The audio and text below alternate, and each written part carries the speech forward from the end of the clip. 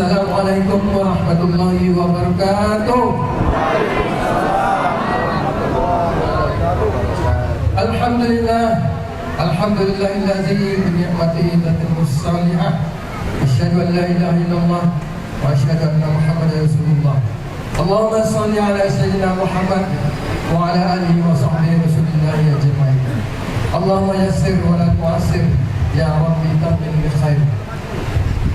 Maka kita awali rangkaian kabar kita pada pagi ini dengan mendengarkan lantunan ayat suci Al-Quran yang akan disampaikan oleh Qori Provinsi yang berasal dari Kabupaten Rokan Hilir, yaitu Saudara Muhammad Ilham. Kepada beliau kita persilakan dengan segala hormat. Bismillah.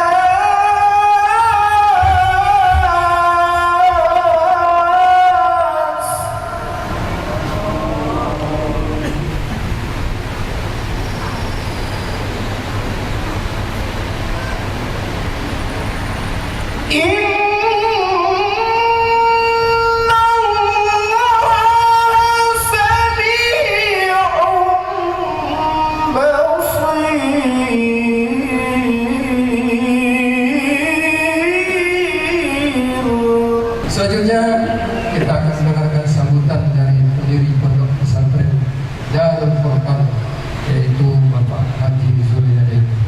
Kepada Bapak Haji Zuliyadi kami silakan dengan segala hormat. Tulisan dan penyampaian di mana-mana tempat, insya Allah izin Tuhan kita akan hadir di sini. Mengadakan takbir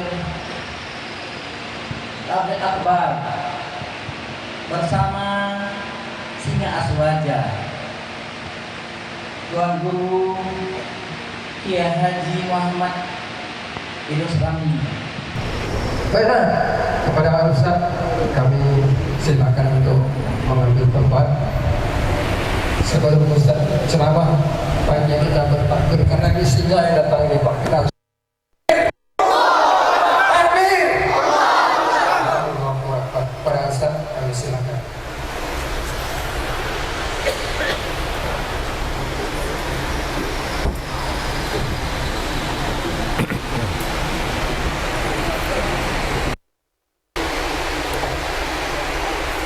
Assalamualaikum warahmatullahi wabarakatuh.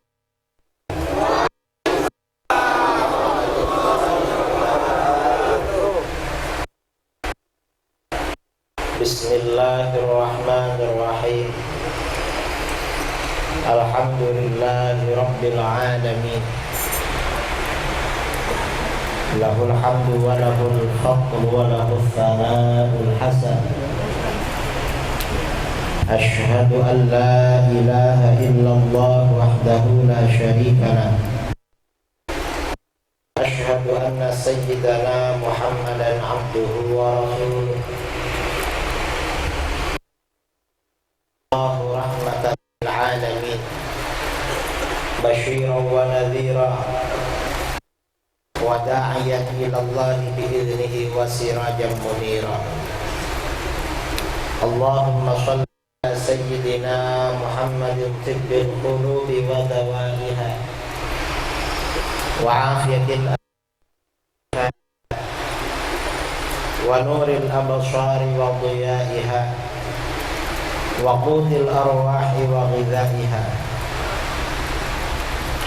wa ala alihi wa sahbihi wa barik wa sallim amma ba'du.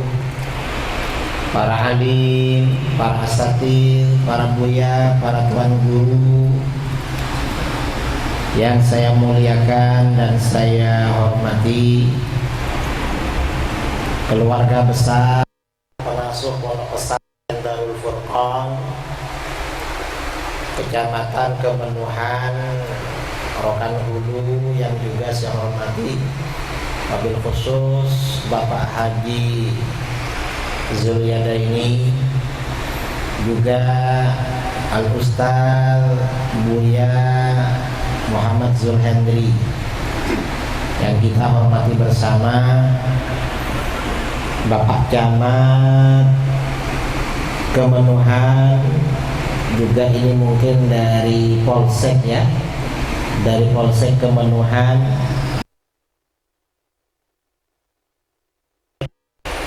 dan jamaah Thariqah Naqsyabandiyah Khalidiyah, para wali santri Pondok Pesantren Darul Furqan, para jamaah kaum muslimin dan muslimat yang hadir pada malam ini, para santri putra maupun putri yang akan saya cintai. Alhamdulillah, bersyukur kepada Allah Subhanahu wa ta'ala untuk pertama kali saya bisa sampai ke Kecamatan Kemenuhan. Tadi malam perjalanan dari Pekanbaru, kira-kira sekitar jam 10, sampai sini jam 1.20. Entah lewat apa itu, mau dikatakan tol tapi tidak halus jalannya, tapi cepat juga nyampe di sini.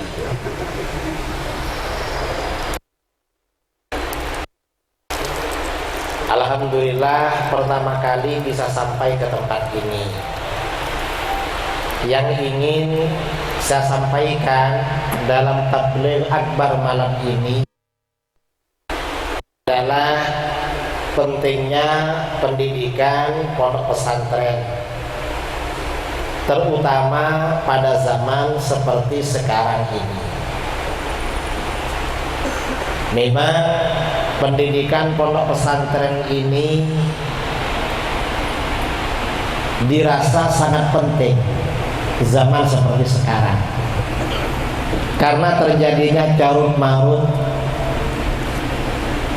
terjadinya banyak fitnah, kemudian juga munculnya berbagai macam persoalan di negeri kita. Ini karena saudara-saudara kita, terutama yang duduk di kursi kekuasaan, itu jauh dari nilai-nilai agama. Karenanya penting memang anak-anak pondok ini lama di pondok sampai pandai sekali, kemudian terjun di mana-mana, agar yang mengendalikan negara ini orang-orang soleh. Ini karena yang mengendalikan sebagian ini kurang soleh atau tidak soleh sama sekali, negeri kita ribut terus. Sudah merdeka tapi ribut. Ini di negeri kita. Karenanya memang perlu mencetak generasi yang soleh dan soleha. Dan ini satu-satunya memang pondok pesantren.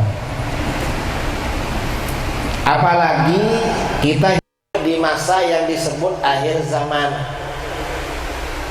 Akhir zaman seperti sekarang ini banyak fitnah saudara.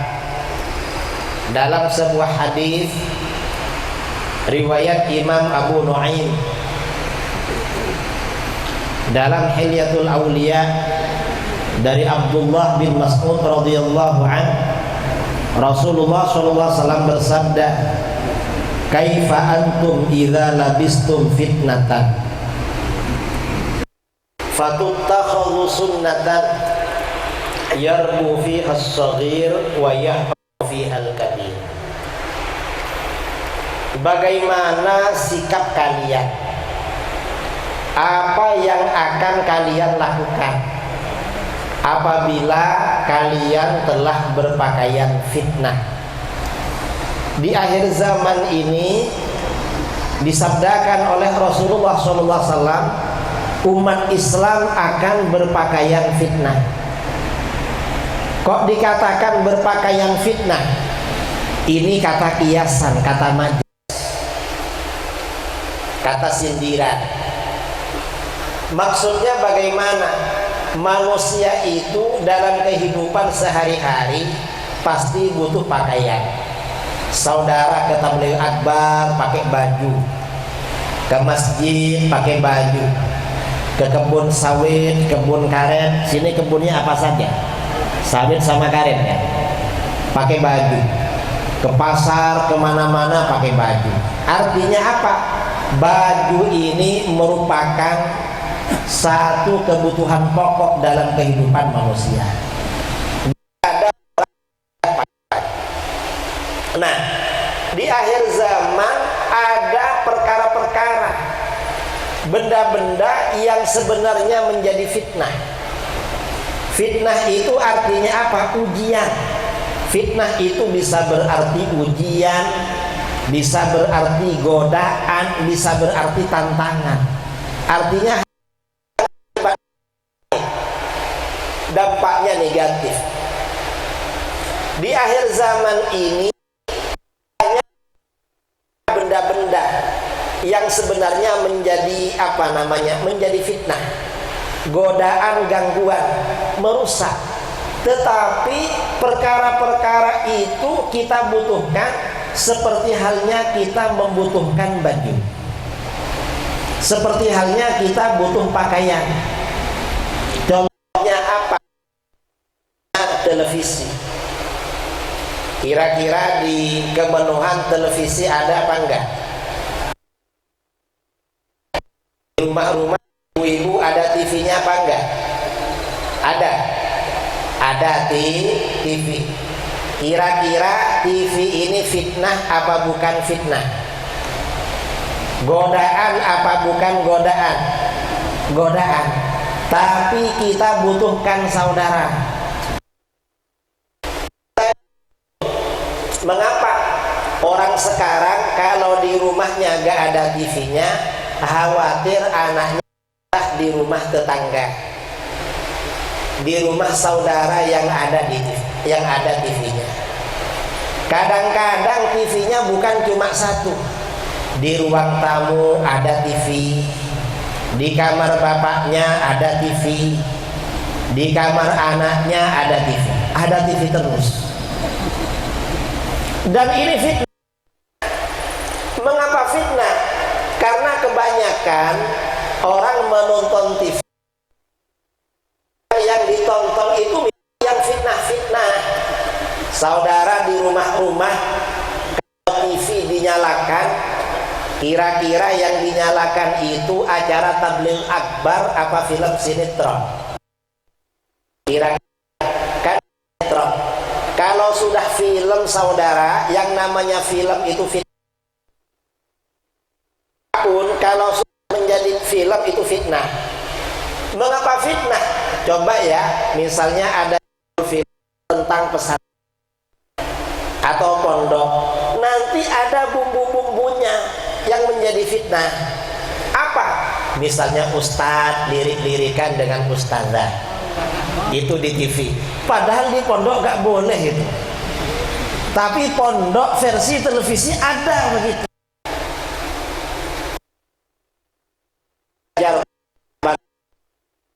Cara ngakali orang tua. Bagaimana seorang anak laki-laki merayu lawan jenis dan lain sebagainya, jadi fitnah. Ini TV. Kemudian fitnah lain selain TV apa? Android, HP.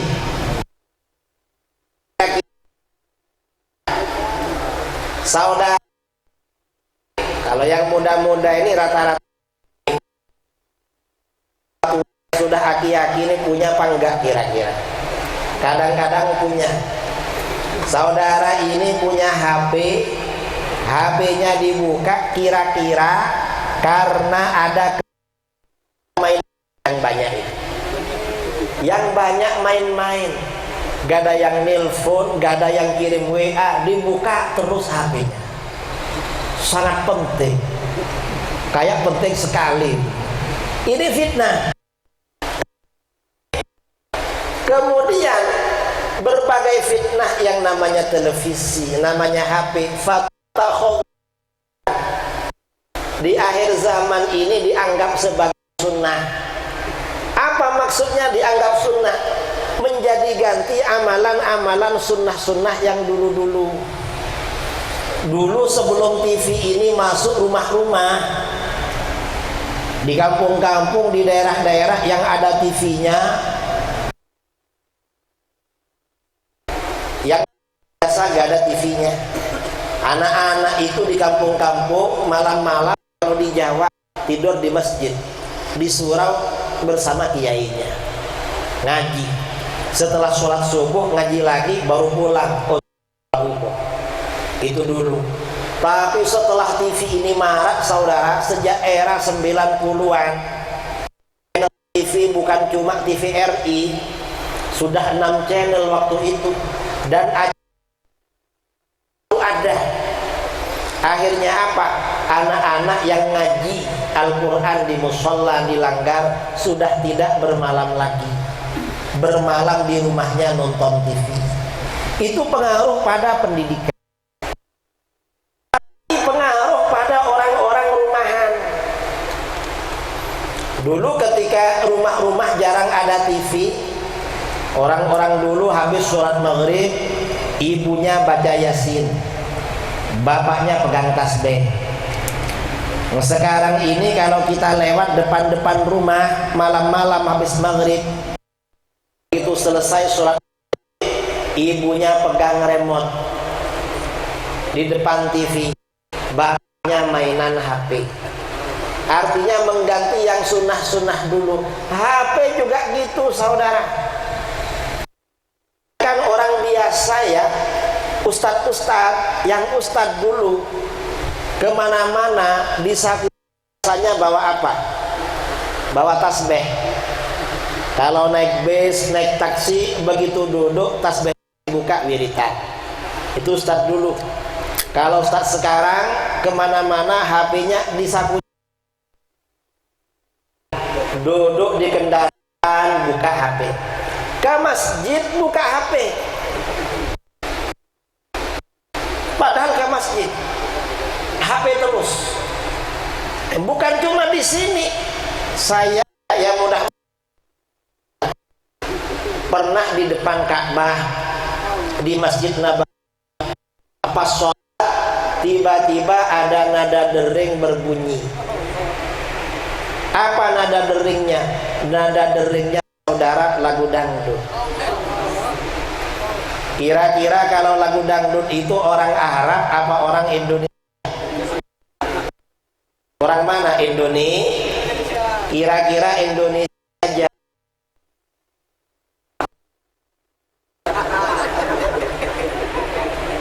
Saya mikir ini depan Ka'bah bawa HP, dinyalain lagi HP-nya.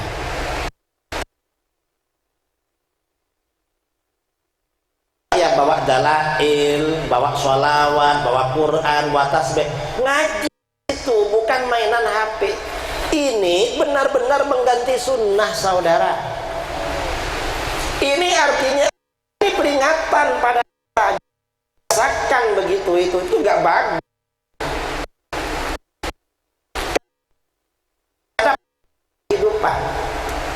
Kehidupan beragama.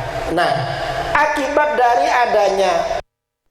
adanya HP, Android, kemudian adanya apa lagi? Wifi, ya, internet. Yarbu fihas shaghir. Dalam hadis itu dikatakan anak kecil cepat sekali pertumbuhannya menjadi dewasa. Setelah adanya TV, adanya HP, anak sekarang masuki masa-masa puber. Beda dengan anak-anak dulu. Kalau anak-anak sebelum 90-an sampai besar-besar itu masih pemalu. Pemalu sekali anak dulu, gak ngerti. Tapi setelah era 90-an, apalagi setelah era 2010, internet, Android, segala macam ada, ini merusak terhadap pergaulan. Artinya tangan anak-anak sekarang ini berat sekali, lebih berat daripada tantangan yang dihadapi anak muda dulu yang sekarang sudah tua-tua. Mengapa? Dulu gak ada HP, gak ada TV. Ada TV. Kalau gak punya data, minta sama kawannya. Gak punya data, datang ke warung kopi. Karena kalau di Jawa ada warung kopi menyiapkan kopinya 2.000, gak pulang setengah hari di situ, main internetan. Ada di Riau. Ada juga ya. Kacau sekarang ini saudara. Ini fitnah, benar-benar fitnah.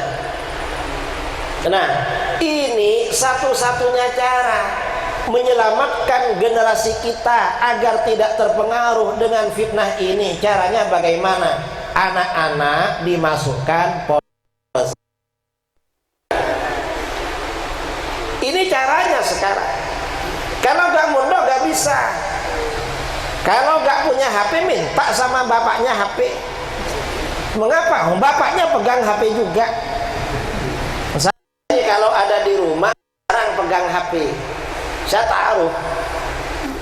Nanti dapat beberapa jam baru buka lagi kalau anak saya lagi lengah.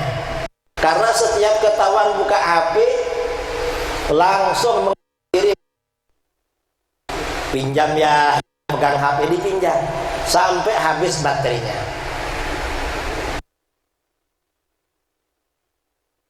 Tantangannya luar biasa saudara. Kalau gak mondok bahaya.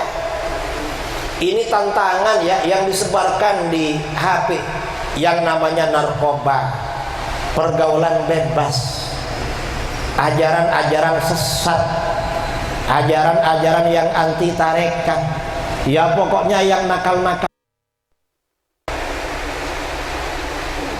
Karenanya pondok pesantren ini memang solusi.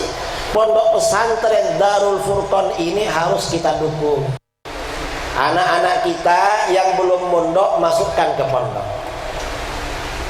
Karena kalau ada tetangga, saudara, anaknya belum mondok, diajak untuk mondok. Mengapa? Di pondok ini gak ada TV, di pondok gak pegang HP. Insya Allah anak kita aman. Amin Allahumma. Ini pengaruhnya HP pada anak-anak. Dan pengaruh HP pada anak-anak dan TV sekarang ini apalagi. Anak-anak sekarang ini rata-rata bodoh. Gak secerdas anak-anak dulu karena permainan. Kalau anak-anak dulu ini apa? Keluhan kiai-kiai, ustadz-ustadz yang ada santrinya. Kenapa ya santri sekarang ini gak pandai-pandai? Ada santri dulu. Sekarang ada HP, ada TV. Pikiran sibuk dengan itu. Kalau di pondok ini lumayan. Ini pengaruh. Kemudian selain pengaruh pada anak-anak ini, wayah romofi hal kabir. Orang yang dewasa menjadi tua, menjadi pikun, cepat sakit-sakitan, cepat mati gara-gara fitnah. Betul apa enggak sekarang? Betul. Kalau orang dulu sampai tua-tua fisiknya masih sehat-sehat, sekarang ini 35 ada yang kena asam urat, ada yang sudah mulai gula, nanti 40 mulai stroke ringan. Ya ringan aja dulu, mulai kena vertigo, macam-macam. Cepat tua, cepat sakit orang sekarang. Mengapa? Gara-gara HP. Kok bisa gara-gara HP? Gara-gara HP tuntutan materi ini semakin tinggi. Gara-gara TV dan HP, anak-anak tiap hari nonton TV dan nonton HP. Di TV dan HP itu yang namanya iklan saudara gak pernah selesai. Setiap ada barang diiklankan, anaknya minta beli. Anaknya dibelikan, mamanya, istrinya minta juga. Akhirnya suaminya cepat tua. Betul? Betul. Belum lagi pengaruh terhadap suami istri. Gara-gara adanya HP, menurut catatan pengadilan agama di mana-mana di Indonesia, angka perceraian rumah tangga meningkat. Betul. Saya ini kira-kira tahun 2020 ya, 2019 saya mengisi acara di Duri. Mana Duri? Dekat sini ya. Atasan, tadi malam lewat sana mereka. Di Duri. Hotel. Mungkin karena saya keluar masuk hotel itu pakai serban, pakai gamis. Petugas cleaning service ya, petugas kebersihan itu sering bersih-bersih kamar saya. Bersih sekali. Setiap saya datang dibersihkan lagi. Saya curiga ini kayaknya ingin kenal saya. Akhirnya karena sering ke kamar saya sapa. Apa kabar Bapak E? Apa kabar Pak? Loh Pak Yai, Pak Yai nyapa saya katanya. Setelah saya sapa, ngomong-ngomong, akhirnya dia duduk. Gimana Pak Yai, saya boleh curhat apa enggak? Mau curhat apa? Gimana caranya Pak Yai mengembalikan barang hilang? Kamu kehilangan apa? Pak Yai, saya ini kehilangan istri. Istrinya saya tanya dia ditinggal di mana istrinya? Apa ditinggal di terminal? Apa di pasar? Loh, di rumah Pak Yai. Bertengkar sama istrinya? Gak ada, gak pernah bertengkar. Ada anak, anaknya 3 Pak Kiai, kecil-kecil. Pegang HP, iya pegang HP. Lah gimana kehilangannya? Tahu-tahu meninggalkan rumah kirim pesan. Jangan cari aku lagi. Aku pergi jauh ke sana. Kira-kira itu akibat HP apa bukan? Akibat HP. Nah, kalau dalam hadis tadi kan dikatakan akibat fitnah-fitnah itu orang. Kalau seorang suami anaknya kecil-kecil, tiba-tiba istrinya menghilang, kira-kira suaminya susah apa enggak? Kalau orang susah cepat tua apa enggak? Cepat tua. Ini orang Duri. Enggak, bukan orang sini, tapi tetangga dengan sini. Ini istri. Ya kadang-kadang sebaliknya, suaminya yang nakal. Ada suaminya nakal gara-gara HP. Kok nakal? Awal-awal punya HP, kalau ada telepon, ada kiriman WA, dibuka di depan istrinya. Lama-lama setelah pergaulannya semakin luas, kalau ada telepon tertentu dia gak buka. HP-nya sudah mulai dikasih password. Istrinya gak bisa. Ada istrinya, ada telepon masuk, dia lari-lari keluar. Pura-pura keluar lalu angkat telepon. Kira-kira kalau suami menerima telepon menjauh dari istrinya, itu yang nelpon apa ustad? Apa bu guru ini? Akhirnya apa? Istrinya cemburu, sakit hati. Suami saya kok gitu? Jangan-jangan suami saya ini ada main. Jangan-jangan suami saya ini punya will. Apa will itu? Wanita idaman lain. Istrinya sakit hati, akhirnya sakit-sakitan, cepat tuh. Artinya apa saudara? Fitnah ini, fitnah yang disebut fitnatul jawal, fitnahnya HP. Sekarang satunya cara ya mundok itu memang anak kita agar tidak termakan fitnah seperti itu. Ini fitnah luar biasa masa sekarang. Kemudian di dalam hadis itu dikatakan wa idza turikat minha syai' qila turikat sunnatun. Dan apabila fitnah itu ditinggalkan, orang-orang di akhir zaman gak ikut-ikut pada fitnah, maka orang-orang bilang dia ketinggalan zaman, dianggap jadul.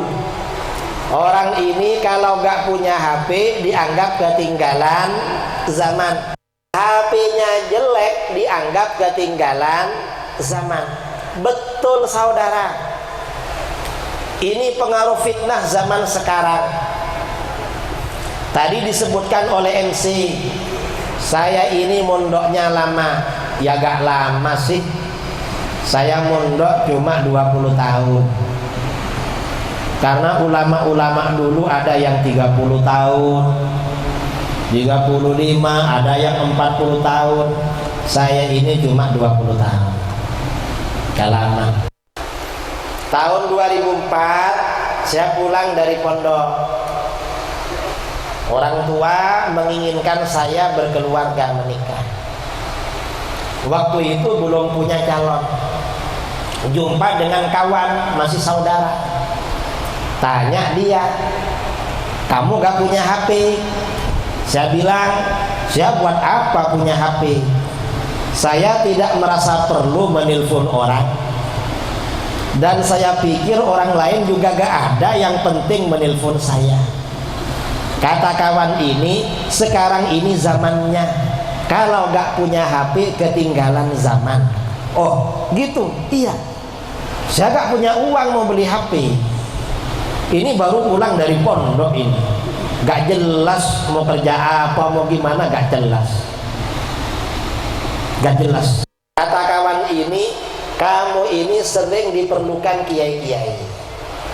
Kiai-kiai kalau perlu sering panggil kamu. Coba kamu minta HP atau minta uang, kamu dikasih. Malu. Akhirnya karena setelah itu saya sering orang-orang yang dengar saya pulang, akhirnya saya diminta tausiah ceramah. Kadang-kadang masih baru, kadang dikasih uang, kadang waktu itu karena masih baru kan latihan. Waktu itu yang penting ngisi waktu. Lama-lama ceramah berkali. Berapa uang saya ini? Setelah buka tanya sama anak-anak. Iya, kalau beli HP harganya berapa? Pak Ustadz, HP itu karena yang mahal ada, yang murah juga ada. Nah, Pak Ustadz ini itu saya hitung, loh uang saya ini lumayan 450.000. Wah, itu HP sudah bagus Ustadz, sudah bisa nilpon ke Amerika. Yang beli HP seharga 4. Dan betul memang setelah punya HP harga 400, mau menelpon anaknya di Malaysia bisa pakai HP saya. Loh, sudah bisa nelpon ke luar negeri. Tak ketinggalan Setelah punya HP bagaimana? Bingung juga saudara. Mengapa bingung? Ini yang mau ditelepon siapa? Keluarga saya di rumah ada yang pegang HP. Mau nelpon siapa? Bingung juga. Ya, kebiasaan berubah. Awal punya HP. Dengan orang biasanya dulu yang ditanya, gimana kabarmu?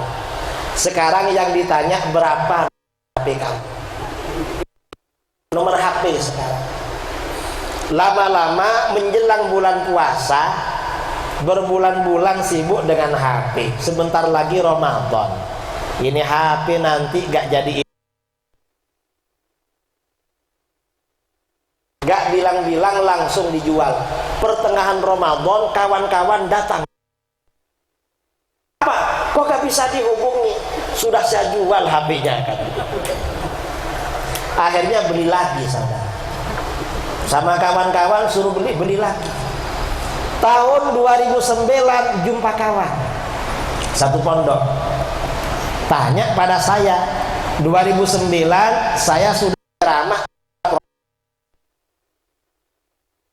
waktu itu. Sudah ke Jawa Tengah, ke Bali. Jawa Tengah, Jogja dan ini tanya, Pak Ustadz, apa merek HP-nya? Loh, HP saya ini bagus. Ini terbaru, tipe ganti apa? Sekarang ini eranya BlackBerry. Loh, BlackBerry itu apa? Ya Allah, ketinggalan zaman. Saya ini bukan ketinggalan, memang gak ikut rombongan. Jadi gak tahu memang. Apa BlackBerry? Pak Ustadz, kalau punya BlackBerry bisa kirim gambar, kirim suara. Bahkan kalau mau Pak Ustadz bisa main Facebook. Nah, apa Facebook itu? Itu jaringan global Pak Ustadz. Dakwahnya bisa kemana-mana. Kalau Ustadz mau, kalau ada Facebook bisa untuk cari istri lagi. Waktu itu padahal saya sudah ceramah di luar provinsi. Di Jawa itu kalau Ustadz penceramah cari istri itu gampang. Ya tinggal bisik-bisik lah sama orang yang bisa dibisiki, dicarikan sungguh. Ini HP. Lama-lama tahun 2014 ada seminar internasional di Surabaya. Para ulama dari berbagai daerah di Indonesia dan luar negeri kerjasama dengan Malaysia. Saya waktu itu sebagai panitia juga sebagai HP masih jelek. Pas istirahat, kiai-kiai menghampiri saya semua, Pak Kiai, kok HP-nya jadul katanya. Apa jadul itu? HP zaman dulu. Loh, ada yang baru. Loh, Pak Kiai ini kelasnya bukan ini. Pak Kiai ini minimal HP-nya levelnya Samsung Note 3. Loh, kayak apa itu? Nanti kita antar bareng-bareng ke mall katanya. Kiai ke Surabaya, suruh beli HP. Takut ketinggalan zaman. Artinya apa? Ini memang tuntutan zaman, saudara. Sekarang ini banyak masyarakat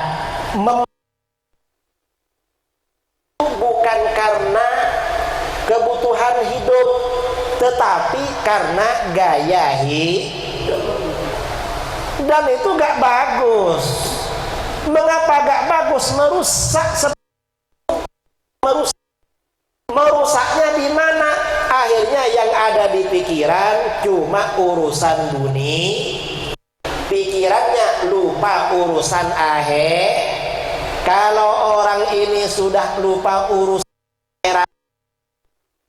dunia terus, ini yang disebut lupa daratan. Bukan lupa lautan saudara, tapi lupa darah. Kalau sudah lupa daratan, kadang lupa dengan Tuhan. Di negeri kita ini aneh, Pak polisi yang mestinya menjaga rakyat tembak menembak sesama polisinya. Ada apa enggak? Cuma alhamdulillah, mudah-mudahan Pak polisi tetap jaga rakyatnya lah. Jangan berantem sesama polisinya. Kita mikir, ya gimana bapak-bapak ini kok berantem sama polisinya? Yang melindungi kita siapa? Jangan tembak.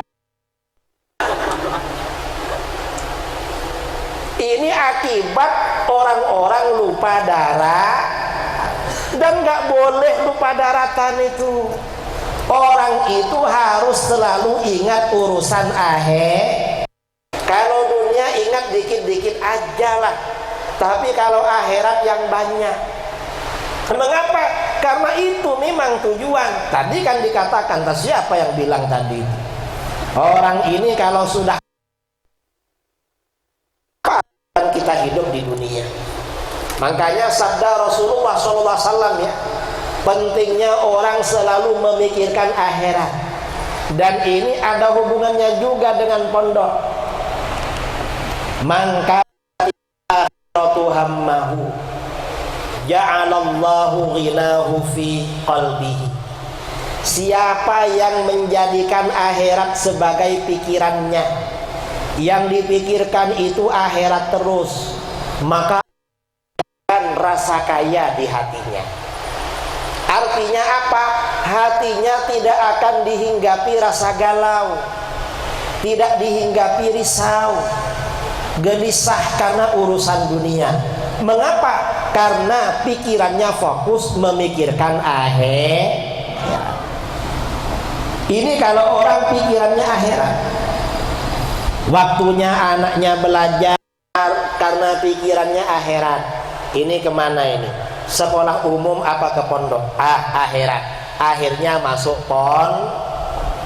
karena pikirannya akhirat. Jadi apapun harus akhirat pikirannya. Jadi apapun, buka warung, buka toko. Orang buka toko ini bisa untuk akhirat, bisa untuk dunia.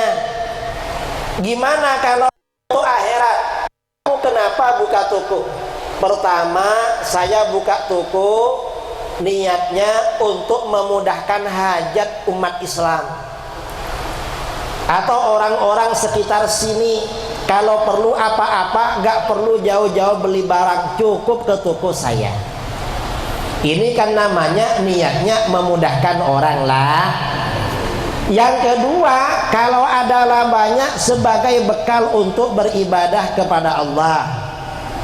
Akhirnya bagaimana? Walaupun buka toko karena niatnya sebagai bekal beribadah, ada nilai ibadah. Yang ketiga, kalau ada lebihnya untuk sedekah kepada tambah ibadah lagi, saudara.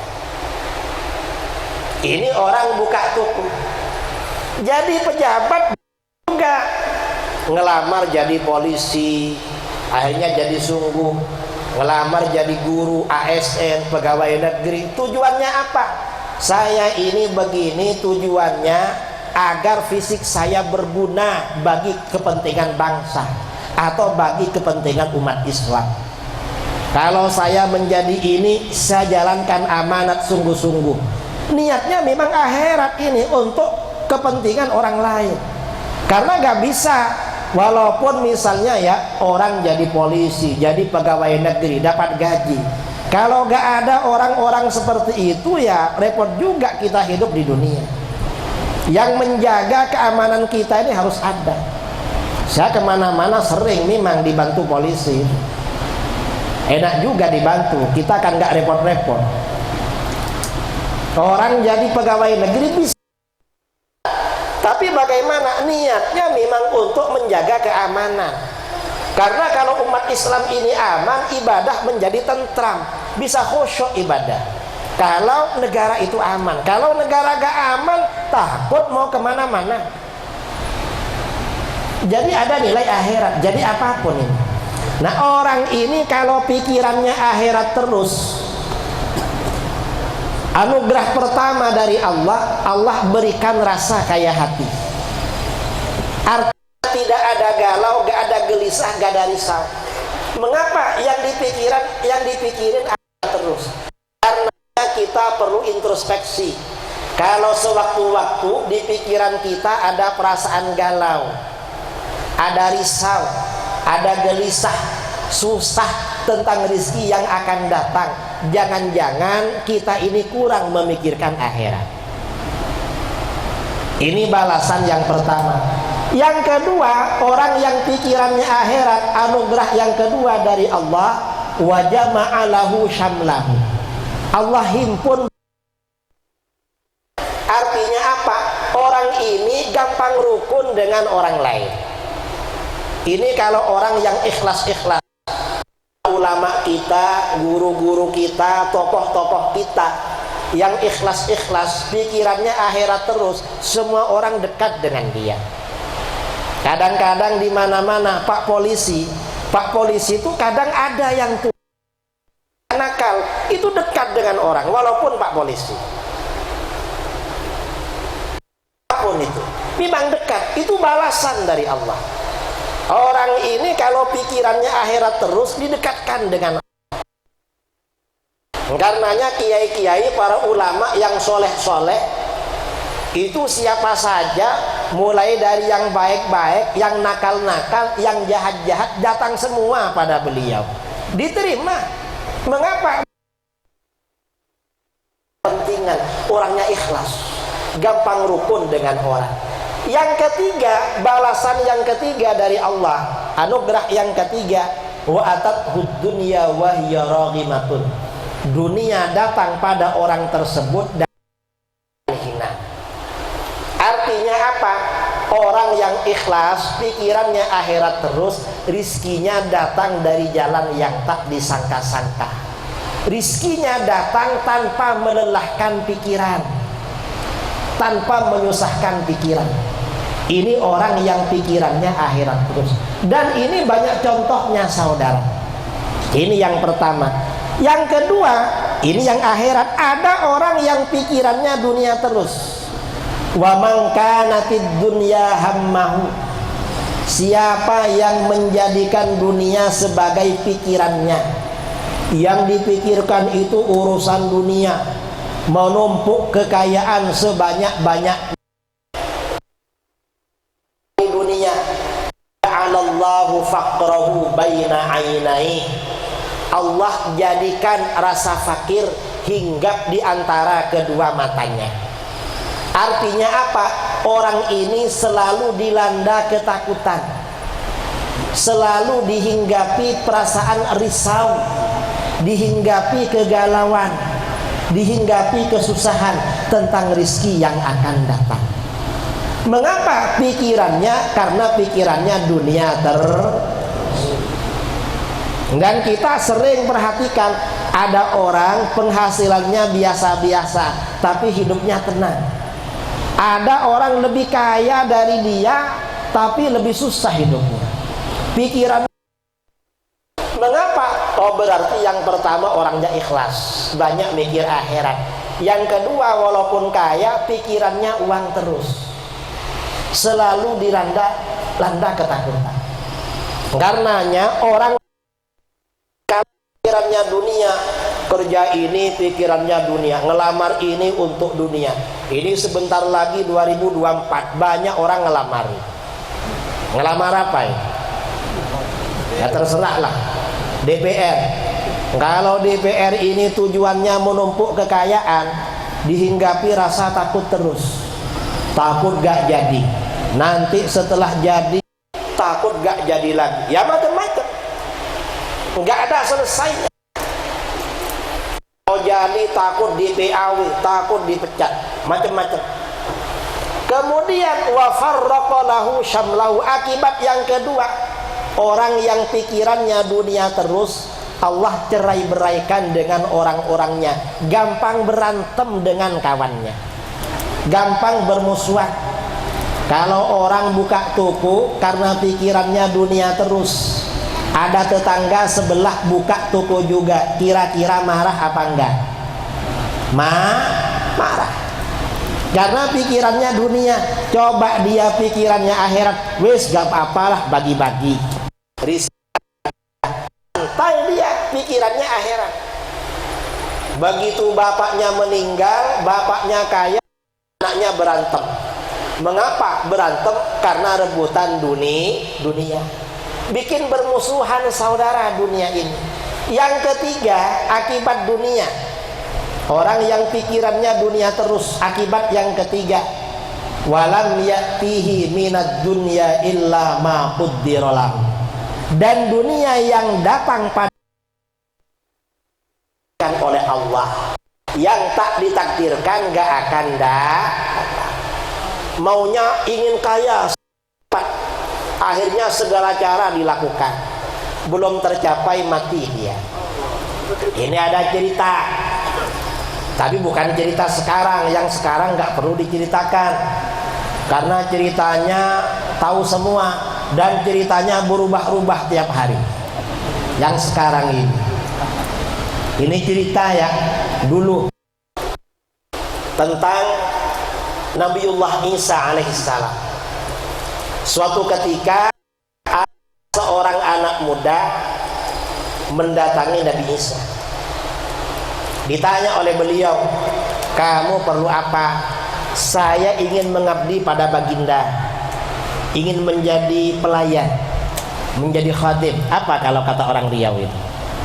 Khadim ya. Pelayannya ulama apa namanya? Pelayan.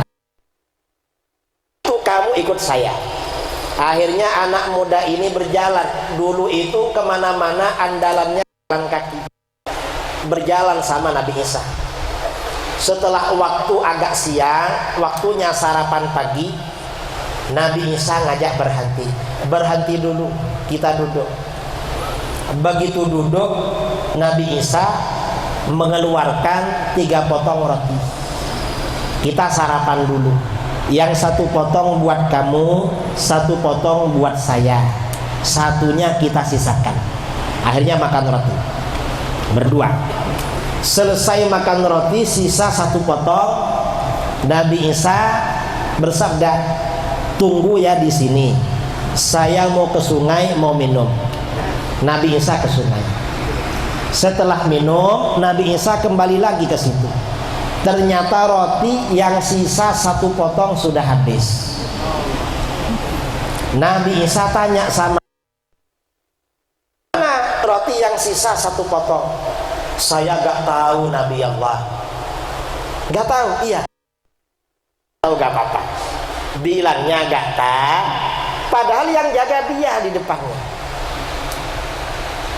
"Ayo berangkat lagi." Akhirnya berangkat lagi. Setelah perjalanan agak jauh, waktu siang lagi, waktunya makan siang, berhenti lagi. Berhenti dulu. Begitu berhenti, tiba-tiba induk rusa bersama 2 anak rusa lewat. Salah satu anaknya ditangkap oleh rusa. Setelah ditangkap, disembelih. Setelah disembelih, dibakar. Setelah dibakar, dimakan berdua. Makan seekor rusa berdua. Setelah rusanya habis, tinggal tulang-tulangnya. Tulang-tulang itu oleh Nabi Isa dikumpulkan. Setelah dikumpulkan, Nabi Isa berkata, "Hidup lagi." Tiba-tiba tulang-tulang ini merapikan dirinya, lalu daging-dagingnya datang semua sampai berdiri lagi, hidup lagi. "Dah, kamu balik lagi ke induknya." Setelah anak rusa kembali lagi, Nabi Isa bertanya sama anak muda itu, "Kamu kan sudah tahu mukjizat saya menghidupkan tulang-tulang rusa hidup lagi." "Benar Nabi Allah," katanya. "Nah, saya mau tanya, dengan kebenaran mukjizat saya barusan, siapa yang makan roti sisa 1 tadi pagi?" Kata laki-laki itu, "Saya gak tahu Nabi Allah." "Ya dah, kalau gak tahu gak apa-apa." Akhirnya berangkat lagi. Setelah perjalanan agak jauh, ternyata harus nyebrang sungai. Tadi malam waktu kesini nyebrang sungai itu. Sungai apa namanya? Gak panjang ya, sungai. Hah? Sungai kan ya. Nah, mau nyebrang sungai gak ada perahu, sungainya dalam. Akhirnya apa? Kata Nabi Isa, "Kamu pegang tangan saya, nanti kita jalan di atas air." Karena memegang tangan Nabi Isa, maka Nabi Isa bersama anak ini berjalan di atas air. Setelah sampai di seberang, Nabi Isa tanya sama anak itu, "Nah, kira-kira kalau kamu jalan sendiri tenggelam enggak?" "Tenggelam Nabi Allah," katanya. "Nah, karena kamu pegang tangan saya, kamu kan bisa jalan di atas air." "Iya betul, itu mukjizat dari Allah." "Betul Nabi Allah," katanya. Nah, kebenaranmu. Saya mau tanya, siapa yang makan roti sisa satu tadi pagi? Kata anak laki-laki itu, saya gak tahu Nabi Allah. Bilangnya gak tahu. Berangkat lagi. Setelah berjalan sampai di hutan. Sampai di hutan banyak pasir dan kerikil. Banyak pasir dan kerikil. Anak muda itu suruh duduk, kamu duduk aja. Lalu Nabi Isa mengumpulkan pasir-pasir dan kerikil jadi satu. Setelah dikumpulkan jadi satu, Nabi Isa berkata, kun zahaban, kamu jadi emas. Seketika pasir-pasir dan kerikil itu jadi emas. Langsung anak muda ini senang. Wah, ini pasti dapat bagian ini. Wong dari tadi makan dapat bagian terus, masa ini gak dapat? Nah, setelah pasir dan kerikil jadi emas, oleh Nabi Isa dibagi menjadi 3 tumpuk. Tumpuk jadi 3.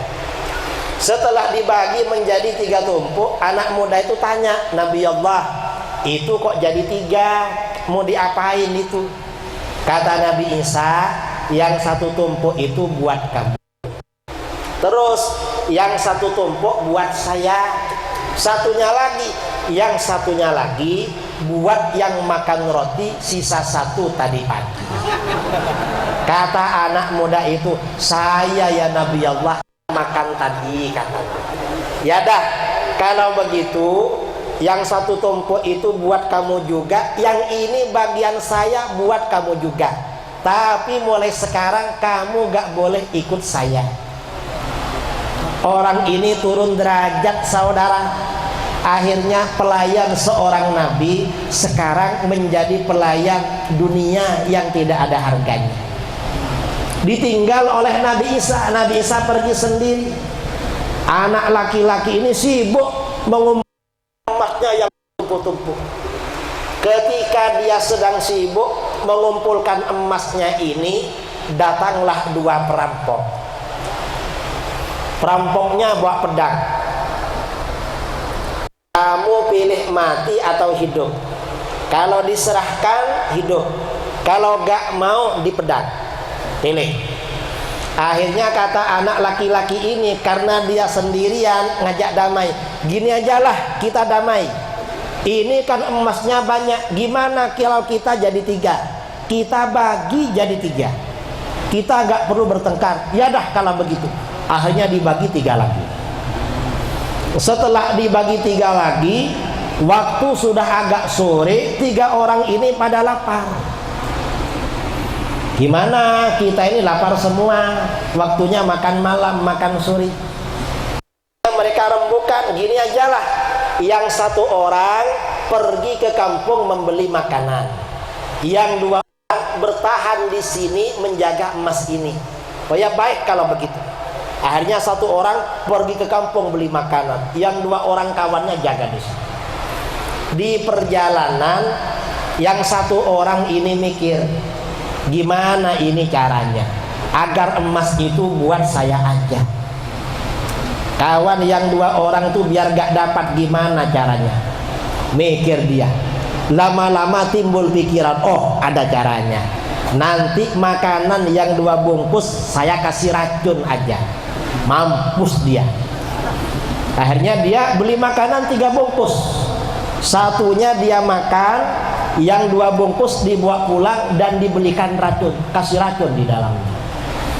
Kawannya yang 2 orang di hutan bincang-bincang. Kawan, apa? Emas ini kita bagi 2 aja. Terus ya kawan yang beli makanan biar gak dapat, gimana caranya enaknya? Ajalah, nanti dia datang kita pedang, mampus dia. Dan langsung ini kita bagi 2. Ya dah, oke. Begitu kawannya yang beli makanan datang, begitu menyerahkan makanan langsung dipedang, saudara. Dipedang, mati dia. Setelah kawannya mati, 2 orang ini makan makanannya, karena racunnya mati juga. Akhirnya sama-sama gak dapat. Besoknya Nabi Isa lewat di situ. lewat di situ sama murid-muridnya, sama sahabatnya, Hawariyin. Lewat di situ terkejut mereka. Nabi Allah, kenapa ini? Ada tumpukan emas, di sekitarnya ada 3 mayat tergeletak. Kenapa seperti ini? Kata Nabi Isa, itulah dunia. Itu dunia. Mereka mati karena rebutan. Semuanya sama-sama ingin menguasai.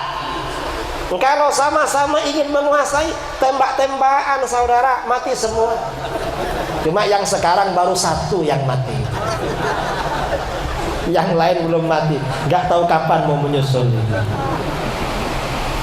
Nah, ini artinya apa ya? Ini memang orang itu kalau pikirannya dunia terus, kadang belum dapat mati duluan. Sudah gak dapat mati lagi, matinya mengenaskan. Na'udzubillah min. Kalau orang ini pikirannya akhirat, rizkinya dunia datang dalam keadaan terhina. Saya ini sering saudara jumpa sebagian kiai, ulama-ulama yang soleh cerita pada saya, itu pejabat itu kesini, ngapain kiai? Mau ngasih uang sekian M. Kiai gimana? Saya gak mau. Hina sekali dunia, ditolak-tolak.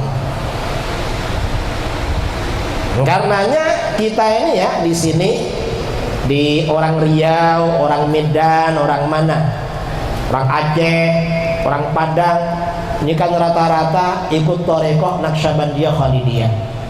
Mursyidnya orang Rokan, Maulana Syekh Abdul Wahab Rokan, yang makamnya ada di Mestilah. Syekh Abdul Wahab itu istrinya ada berapa? Hah? 21. Istrinya banyak saudara, dan beliau gak pernah cari istri. Istri itu kan dunia, datang istri. Kadang orang tua punya anak bernazar, nanti kalau dewasa dan cantik, nazar tak kasihkan sama Syekh Abdul Wahab, diantarkan ke sana. Jadi dapat nazar istri. Mengapa? Karena ikhlas. Orang ikhlas gak mikir apa-apa, ditawar-tawar. Yang kurang ikhlas ini gak ada yang menawarkan. Sudah cari, kadang ditolak-tolak itu. Ya beda memang ya, beda kelas. Nah ulama-ulama dulu ya, ulama-ulama dulu nolak-nolak pada dunia, gak mau. Kita ini di Indonesia ada 2 ulama yang karangannya level internasional. Pertama Syekh Nawawi Banten, yang kedua Syekh Mahfud Termas. Sama-sama mengajar dan mengarang kitab di Masjidil Haram. Waktu ibunya Syekh Mahfud Termas ini hamil Syekh Mahfud, kalau siang hari ibunya berpuasa, malam hari berdoa pada Allah, ingin anaknya menjadi anak soleh. Suatu ketika ibunya ini katanya bawa beras mau dicuci ke sumur. Orangnya ikhlas, pikirannya urusan akhirat terus. Begitu menimba air, dulu kan sumur gak pakai keran kan, gak pakai sanyo. Dulu sumur itu pakai timba ya, pakai timba, pakai tali, pakai tampar. Begitu air disiramkan pada beras, berasnya berubah menjadi emas. Dunia memang datang dalam keadaan terhina. Ternyata bagaimana? Ibunya Syekh Mahfud gak mau, menangis pada Allah, ya Allah, saya ini berpuasa, beribadah, gak minta emas. Saya ini ingin anak saya jadi anak soleh. Tolong beras ini, emas ini kembalikan lagi jadi beras lah. Akhirnya jadi beras lah. Karena pikirannya anaknya anak soleh, oleh Allah digoda dengan emas gak mau, diuji dengan emas gak mau. Akhirnya anaknya setelah belajar di Jawa melanjutkan ke Mekah Al-Mukarramah, karena sangat alim menjadi pengajar di Masjidil Haram. Karangannya Hasyiah At-Tarmasi itu tebalnya berapa? 6 jilid. Diajarkan di mana-mana, menjadi rujukan para ulama sedunia. Ini karena beliau ini pikirannya akhirat. Coba mungkin seperti kita bawa beras ke sumur, tiba-tiba jadi emas, minta lagi sama Allah, ya Allah, beras saya bukan cuma ini, di kamar masih 2 karung, jadi bisa enggak jadi emas dan di sana? Minta lagi saudara. Mengapa? Beda kelas. Ya karena pikirannya memang dunia terus. Kalau orang-orang dulu, para kekasih Allah, gak mikir dunia. Karena gak mikir dunia, pikirannya akhirat terus. Dunia yang datang ditolak-tolak. Ditolak-tolak. Hina sekali dunia datang pada dia. Beda yang datang pada kita, agak mulia datangnya. Kadang-kadang uangnya dicium. Kok uang dicium? Bukan Al-Quran. Kalau Al-Quran dicium, loh kok dicium? Masih baru katanya. Ya walaupun baru tapi kan dunia, nggak perlu dicium, nggak ada barokahnya. Kalau Al-Quran memang dianjurkan dicium. Nah, ini artinya apa? Ini penting. Kita ini memang untuk merubah mindset kehidupan kita. Visi misi perlu ditata dalam kehidupan. Apa visi misinya? Bagaimana sekiranya apapun yang kita lakukan itu ada niat untuk kehidupan akhir. Jangan dunia terus yang dipikirkan. Kalau dunia terus gak selesai-selesai saudara. Orang mencari dunia itu bagaikan mengejar bayangannya sendiri, gak pernah kedapat. Karena kita ke barat, ikut ke barat itu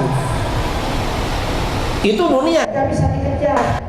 Saudara dulu sebelum punya motor, ingin sekali punya motor. Coba punya motor enak ya, ke pasar kemana. Setelah punya motor bagaimana? Apa cukup? Gak cukup. Ingin punya mobil, ini yang enak punya mobil ini. Punya motor kurang enak. Dah mobil jelek-jelek gak apa-apa, akhirnya beli mobil agak jelek. Kira-kira setelah punya mobil jelek cukup apa enggak? Gak cukup lagi. Dunia ini gak cukup. Kalau pikiran ini untuk dunia gak pernah cukup saudara. Karena dunia gak pernah cukup, kawannya sendiri dipistol, ditembak sama dia. Karena gak cukup. Kalau orang ini pikirannya akhirat, apapun yang ada diterima dengan senang hati. Kalau sudah diterima dengan senang hati, ya tenang orangnya, hidupnya bahagia, hidupnya sejahtera. Ini pentingnya. Dan ini pendidikan yang mengajarkan seperti ini adalah pendidikan pondok pesantren. Karenanya kita ini ya, selain pendidikan termasuk mengikuti tarekat. Ikut tarekat ini kan agar kita latihan menjadi orang baik, agar kita juga sering berkumpul dengan orang soleh, agar kita juga istiqomah berzikir kepada Allah. Mengapa?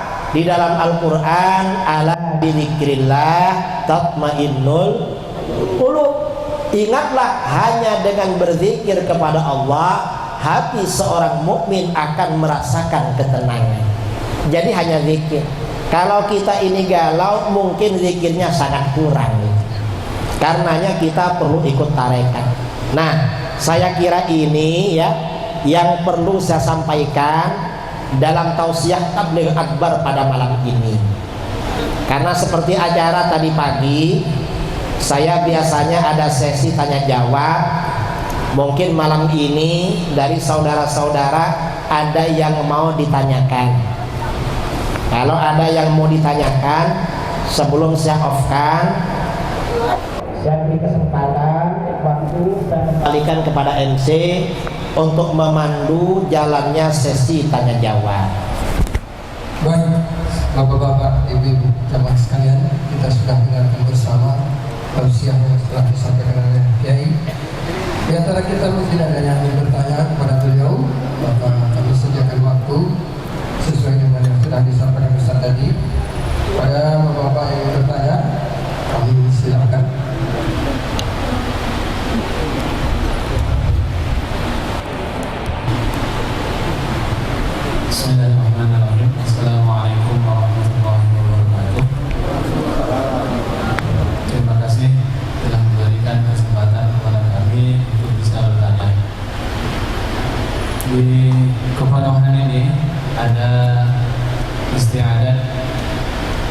pertama itu baca talqin, bacaan talqin itu ketika mayat sudah dikuburkan itu minta apa namanya sumbernya dari mana.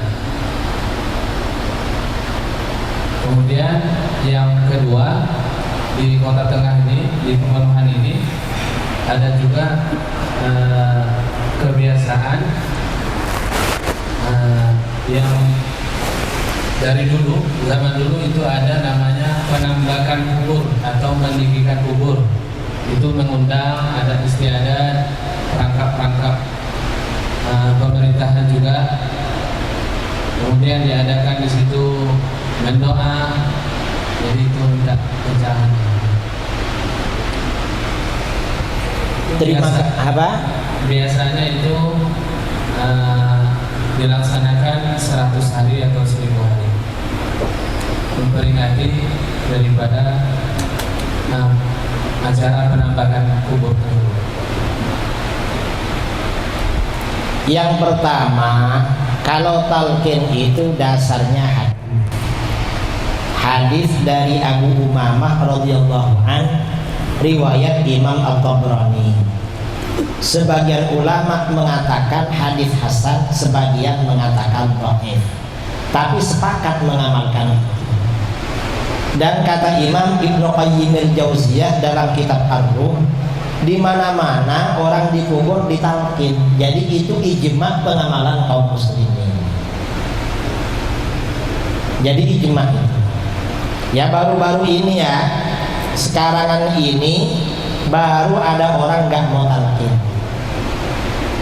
Padahal gurunya mereka yang nggak mau talqin ini kan orang Wahabi atau orang Salafi Wahabi.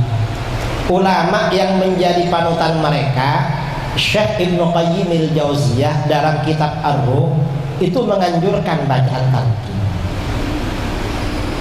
Karena itu bermanfaat, berguna. Jadi ketika Ar-Ruh ini dicabut oleh malaikat maut, lalu oleh malaikat yang bertugas langsung dibawa ke atas. Kalau ini orang beriman dibawa ke langit pertama sampai ke langit ke-7, lalu sampai ke Arasy. Kalau orang kafir sampai ke langit pertama dipukul oleh malaikat jatuh ke dalam bumi. Kalau orang beriman